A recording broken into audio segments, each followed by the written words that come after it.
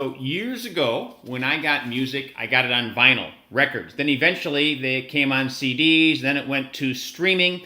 Streaming is perhaps not the right word, but more totally digital, even though the CDs were digital, whether it's on your phone, it's coming in over the air. So music's changed a lot. Vinyl still exists, CDs still exist, but most people are doing some type of the digital or the streaming nowadays. What the heck does this have to do with running? Well, years ago it was all done with a stopwatch. Then GPS became the thing. You got heart rate in there somewhere as well. And now I think power is the thing that is coming, and that eventually, it could be 3 years, could be 5 years, could be 10 years, but eventually I think you'll see that power is the predominant way that people are going to train and race. Doesn't mean GPS won't exist, just like it doesn't mean CDs won't exist, but it's coming.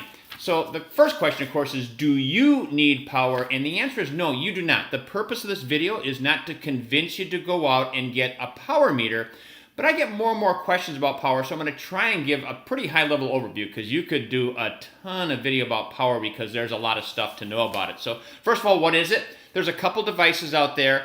I'm using one called Stryd, S-T-R-Y-D. It's just a little foot pod that goes on your shoe, and that's what you're using to measure power. Now, one of the things that you should know about the measuring of the power, I've got my forms a little bit out of line here.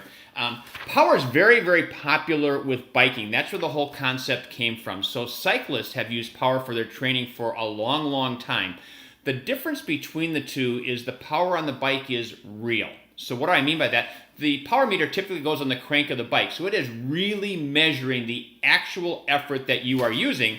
Whereas when you are looking at the power for running, it's theoretical. So there's a ton of technology in this. And through testing in labs and testing in real life, they are theorizing what your wattage output is, which is how power is measured, and a whole lot of other things to get there, meaning they are constantly tweaking that, trying to become more accurate. But it is important to understand that although the power with a cyclist is very, very real, there is some theory behind this which makes it potentially a little bit less accurate. But what exactly is power trying to do? Well, ultimately, there's a couple things being measured. One is you're looking at your speed per watt. That's watt, W-A-T-T. Watts are how your measure of power. You're really trying to say, am I able to train to be able to get more speed per watt?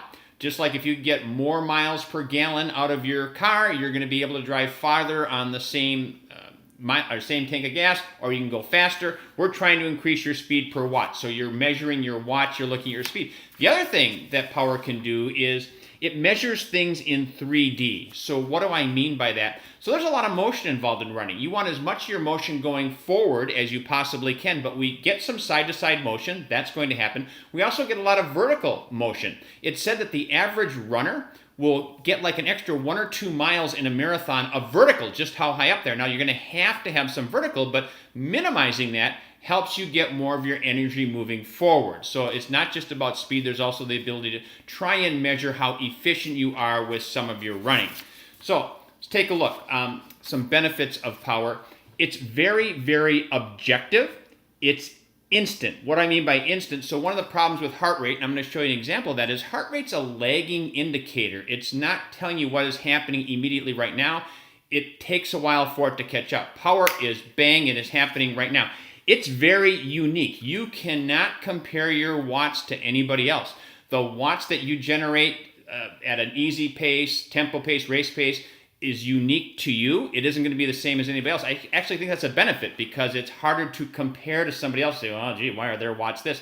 Because it doesn't matter. It's what yours are. It's also crazy accurate, not just on the watts, but anytime that GPS is not present, it will become the measuring source for how far that you are going. And this past winter, I used it at the indoor track. I was amazed. Within 1 or 2 steps of where the mark was on the track, is exactly where that was. In fact, in their tests, they have shown that the foot pod is more accurate for measuring distance than GPS is. So it's crazy accurate.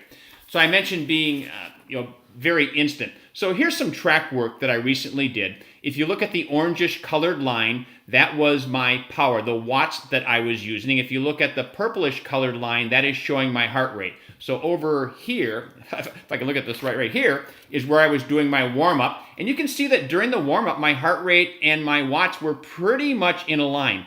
This was a 3x1 mile with 2 minutes of recovery in between. So if you look at the first time that it happened, you can see that the power is basically steady, other than I always take off just a little bit too fast. That's pretty common. And then I kind of level off, and my power is pretty steady. If you look at my heart rate, it takes a while for the heart rate to keep up. In fact, it's not until almost the end of the mile that my heart rate will finally start to level off. And then when I stop, it does drop pretty quickly, but it doesn't get all the way down until just about the time I'm done recovered. And then it goes, oh, whoa, he's running again and going again. You can also see the heart rate catches up a little bit better each one of the intervals, and that's because as your body gets more tired and gets warmed up, your heart rate stays a little bit higher. And finally, when you get to the cool down, you can see that once again my heart rate and the watts I was generating were kind of parallel. So that's what I mean about heart rate being a lagging indicator. Your watts will change immediately. If you start going uphill, downhill, whatever, it changes exactly right away. So what are some ways that people might use this? Well, there's several. One is people will use power for training and racing. And what it might be is rather than saying doing 5 miles at this pace or doing 5 miles at this effort, your training might say, hey, you're going to do 5 miles at 220 to 230 watts. Again, watts are very unique to the individual. Or you might say, hey, I'm doing a 5K race and my goal is to run that at 300 or 310 watts if you want to use power to determine how well you can race. I can tell you that one thing I have found beneficial for power is in the very beginning of the race, make sure I'm not taking out too fast or taking off too fast. I recently did a half marathon. I felt like I wanted to start the race at right around 250, 255 watts. And within 2 or 3 steps, I can kind of tell what my watts are and dial that back or push that forward as the case might be to help make sure I'm not taking off too fast. So one thing you can do with power is you can use it for your training and or racing. Another thing you can do with power, because there are people out there who would say, you don't use it for training or racing. You train or race exactly like you're doing now, but you should use it as a measure for how effective you are at running. And there are people also tell you that the device is not good enough to do that yet. It's like anything else in running, there's a ton of opinions. Here are a few examples, and I'm here to tell you, you could be buried with data if you really wanted to get into it.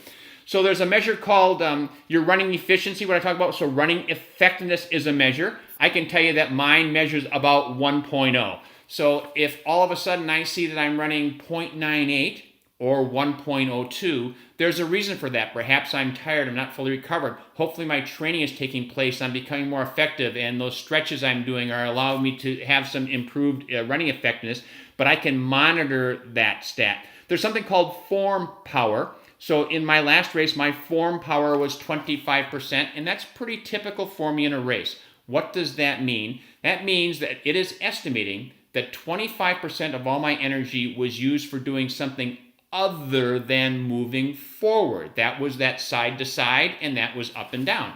Well, if I'm able through training, through strength training, exercising, running training, whatever it is, if I can get that to, say, 23%, that's an indication that I'm going to be able to race better because more of my energy is moving forward than going side to side.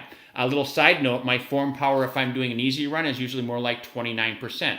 Why is that? We don't run as well when we run slowly as we do fast. That's one reason I like strides and we do speed work and fartleks and things like that, is we tend to run better when we run faster. Another measure it has is leg spring stiffness. The idea being here, the more leg spring stiffness you have, the more you are shooting off the ground and generating that power going forward. There are many, many other metrics, but as I said, there are many people who say, don't train with power, but monitor power to improve your running efficiency. And then, of course, there are people that say, hey, I should do both. I'm going to train with power and I'm going to measure my running efficiency. So you've got several options. Finally, talk about, well, how do I know what my power is? So any Garmin that supports IQ will work with this. Other watches, Suunto, Apple watches coming, some of the Polar watches, they all do it. I happen to have a Garmin. I use mine in what's called run mode, and what that means, you see over here where it says 10S power, that's because I elect to have my power shown every 10 seconds rather than instantly. Instantly, it's just way too much. And I have it as just a field on my watch. That's how I prefer to use it. It's called using it in run mode.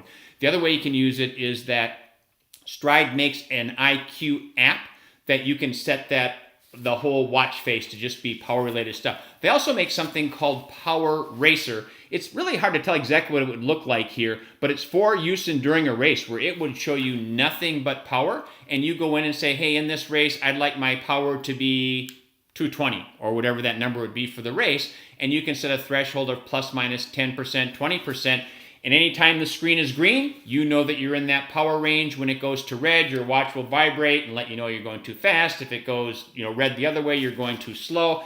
And you see nothing but power. You never see your pace. You never see your miles. It just tells you whether or not you're running at the right power for what you've said you could do in that race. And then finally, you can also use a phone app for it. It's not even finally. This is the iOS app. You can run with your phone. You can have it in there. In fact, you can actually run without anything but the FootPod and then upload the data from the FootPod later. I don't know anybody who likes to do it that way, but all the data is actually stored into the FootPad. Once you upload it to Garmin Connect, as an example, it could be sent to Stride where, as I said, you can get a ton more data. So that's really a high-level overview. As I said, it would be very easy to talk for hours about different things with power. I do believe it's coming, but as I said before, the question is, do you need power? And the answer is no, you don't need this. But I wanted to do a little bit to give more information about it because I do think it's coming and I have been getting a lot of questions. So more questions though, let me know.